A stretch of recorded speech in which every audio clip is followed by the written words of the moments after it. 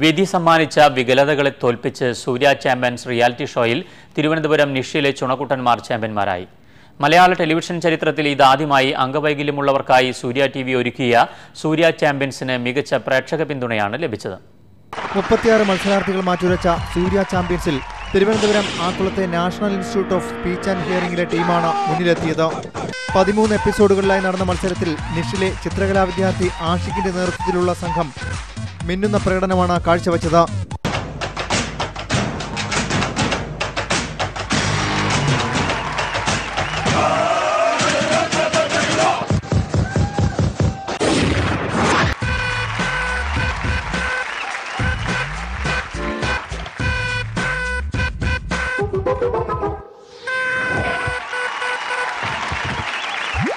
നിഷിലെ fine arts വിദ്യാർത്ഥികളാണ് ഇവർ. നിറങ്ങളുടെയും ശില്പങ്ങളുടെയും ലോകത്തു നിന്ന് സൂര്യ ചാമ്പ്യൻസ് വേദിയിലേക്കുള്ള യാത്ര ഇവരെ പ്രശസ്തരാക്കിയിരിക്കുന്നു. ഡിസേബിൾഡ് ആയിട്ടുള്ള അല്ലെങ്കിൽ അങ്ങനെയുള്ള കുട്ടികൾ ഒരുപാട് കഴിവ് അവരുടെ ഉള്ളിലുണ്ട്. പക്ഷെ ഒന്നും പ്രകടിപ്പിക്കാൻ കറക്റ്റായിട്ടൊരു വേദി കിട്ടാറില്ല. ഇങ്ങനൊരു വേദി കിട്ടി വളരെ നല്ലതാണ്. ഇത് തുടർന്ന് ഉണ്ടാകുന്നത് നല്ലത് തന്നെയാണ്. ആഷിഖാണ് തൻ്റെ ക്ലാസ്സിലെ മറ്റു കുട്ടികളെ നൃത്തച്ചുവടുകൾ പഠിക്കാനും സൂര്യ ചാമ്പ്യൻസിൽ പങ്കെടുക്കാനും ഒന്നിച്ചണിനിരത്തിയത്. ബധിരതയും മൂകതയും ഒന്നും ഇവർക്ക് മത്സരവേദിയിൽ തടസ്സങ്ങളെ ആയില്ല.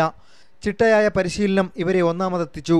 ഗായകൻ MG ശ്രീകുമാർ, നടി ലക്ഷ്മി, അതിഥിയായെത്തിയ നടി രേവതി എന്നിവരടങ്ങിയ വിധികർത്താക്കളാണ് സൂര്യ ചാമ്പ്യൻസിന്റെ ഫൈനലിൽ വിജയികളെ കണ്ടെത്തിയത്.